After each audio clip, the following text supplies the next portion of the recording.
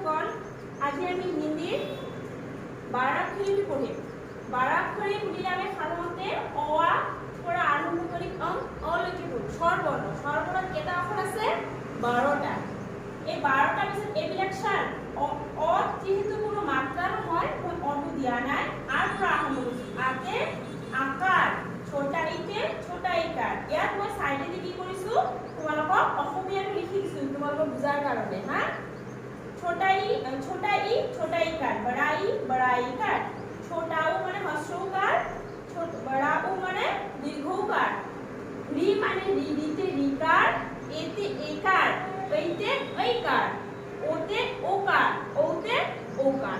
আৰু অংক বলতে আমি সাধাৰণতে অনেশ্বৰ বুজো। আৰু কেতিয়াবা অংক ওপৰত এইটো যদি দিও, এইটো একো এটা লিখাৰ আগত সাপোজ আমি এনেকা ম লিখিলো, এই ভিতৰত লিখি দিছো দেই। ইয়াত যদি ম লিখিলো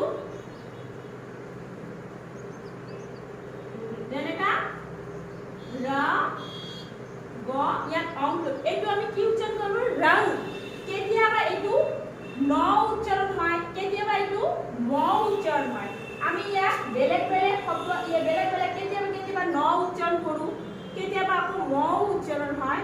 তো আৰু সাধাৰণতে আমি অনেশ্বৰ বুলিয়ে ব্যৱহাৰ কৰো। হা, এইটো শব্দ অনুযায়ী কেতিয়াবা কিবা এটা বাক্য লিখোতে ঠিক তেনেকে আমি ব্যৱহাৰ কৰো।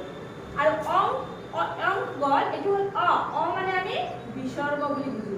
হা, যেনেকা দুঃখ, হিন্দীত দুঃখ যেতিয়া আমি লিখো দুঃখ, তেতিয়া আমি এই মাজত বিসর্গটো লিখিব লাগে। হল, এইখিনিয়ে তোমালোকে ঘৰত এইখিনি ভালকে লিখি প্ৰেক্টিছ কৰিবা। আৰু আখৰ কোনটো চিহ্ন এইটো তোমালোকে ভালকে লিখি পেলাই ঘৰত পঢ়িবা।